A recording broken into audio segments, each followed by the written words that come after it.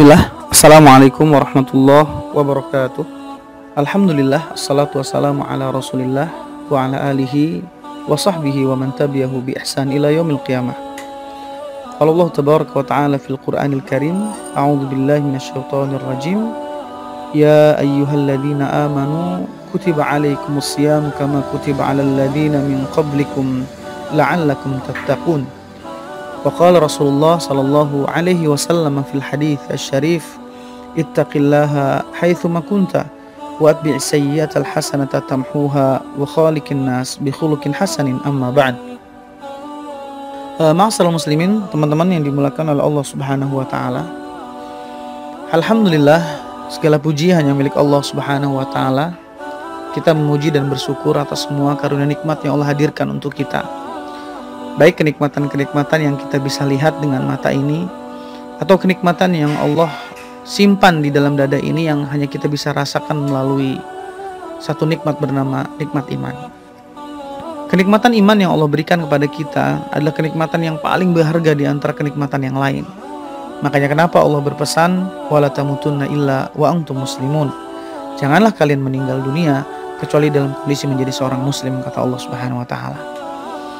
Berangkat dari ayat ini, di acara kita yang khusus banget buat Ramadan, Kultum Series ini, ingin berbagi sedikit nasihat menjelang berbuka puasa berkaitan tentang masalah waktu.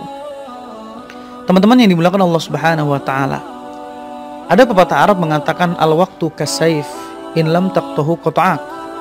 Waktu ibarat seperti pedang, kata para pepatah Arab.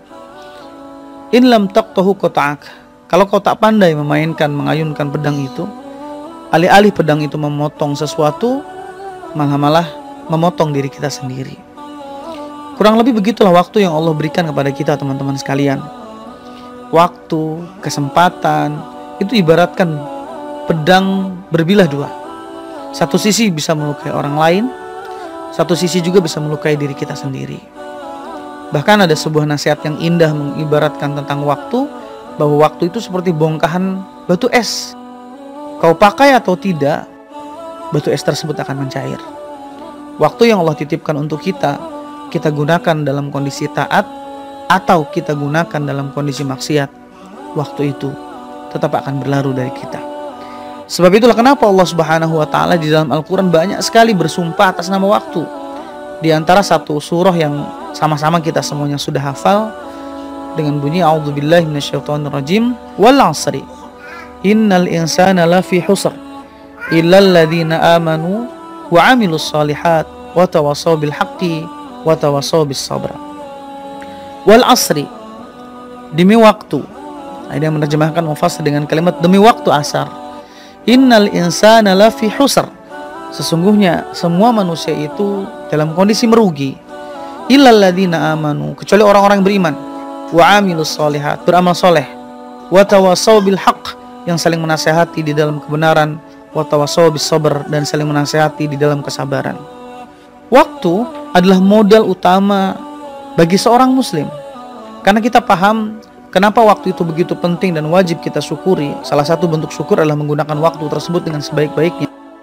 Karena Allah Subhanahu wa taala hanya membagi waktu itu hanya menjadi 3 saja. Kemarin, esok, dan hari ini. Bukankah kemarin adalah masa lalu yang tidak mungkin kita bisa ulang kembali? Sedangkan esok hari adalah misterius problem yang belum tentu kita miliki. Hari ini, itulah yang wajib kita syukuri, dengan cara menggunakannya dalam rangka untuk taat kepada Allah Subhanahu wa taala. Maka teman-teman yang dimuliakan oleh Allah Subhanahu wa taala, melalui ceramah singkat ini, nasihat singkat ini, Anda ingin mengajak teman-teman sekalian untuk betul-betul menghargai sebuah waktu.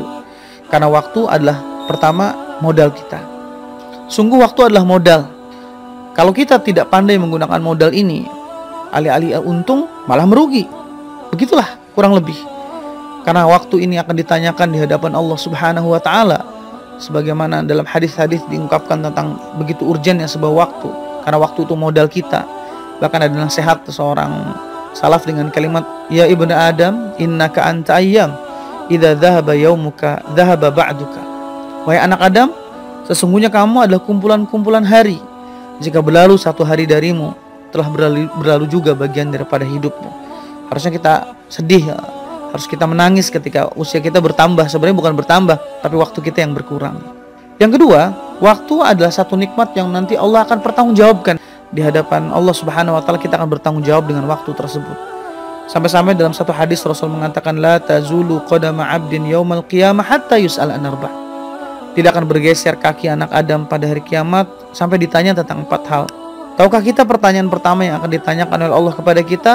An umrihi fima afna. Tentang usia kita habiskan untuk apa? Maka teman-teman yang dimuliakan Allah Subhanahu wa taala, bahagialah orang-orang yang dari semenjak membuka mata sampai menutup mata kembali adalah orang-orang yang menghabiskan waktunya untuk Allah dan karena Allah. Karena walau kita tidak diisi dengan ketaatan, waktu itu tetap akan habis. Usia kita akan padam, usia kita akan habis. Kehidupan ini akan berakhir gitu. Maka beruntunglah orang-orang yang letih dan lelah dalam rangka beribadah. Karena walau kita tidak lelah dan letih dalam beribadah, tetap kita juga akan letih dan lelah dalam kondisi bermaksiat kepada Allah Subhanahu wa taala. Dan yang terakhir, kenapa waktu itu begitu urgen dan penting? Karena waktu adalah hujah Allah nanti kepada kita. Allah sudah kasih kesempatan, kenapa kita tak kunjung menjadi seorang mukmin? Allah kasih kesempatan, kenapa tak kunjung kita bertobat? Allah kasih kesempatan, kenapa tak kunjung kita untuk merubah diri? Maka apa yang kita tunggu? Kalau bukan sekarang, kapan lagi kita bisa memperbaiki diri? Karena kematian setiap saat mengintai kita, sedangkan kesempatan tidak selamanya datang 2 kali. Barakallahu fikum. Itu sedikit nasihat dari Ana, insyaallah. Moga-moga nasihat-nasihat pendek ini bisa menemani teman-teman sekalian di bulan Ramadan, di waktu-waktu menjelang berbuka puasa. Semoga jadi amal jariah buat Ana dan buat teman-teman sekalian yang mendengarkan, share video tersebut agar jadi kebaikan buat kita semuanya. Ana Al-Fakir, mohon maaf. Jazakumullah khairan. Assalamualaikum warahmatullahi wabarakatuh.